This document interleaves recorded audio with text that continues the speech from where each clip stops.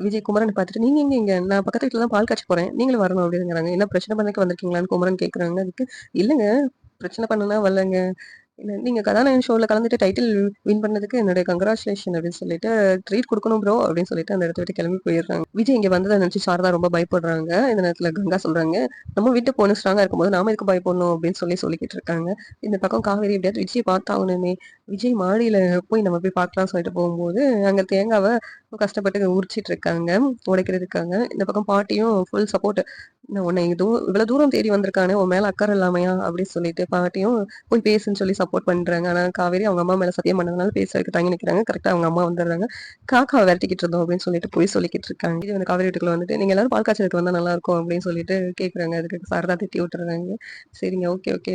நான் கிளம்புறேன்" அப்படின்னு சொல்லிட்டு காவேரிக்கு பாய் சொல்லிட்டு கிளம்புறாங்க. இந்த பக்கம் வந்துட்டு விஜய் வந்து சாமி கும்பிடும்போது, சாமி கும்பிட்டு பால் காய்ச்சுவாங்களா? பால் காய்ச்சிட்டு சாமி கும்பிடுவாங்களான்னு ஒரு யோசனையில இருக்கிறாங்க.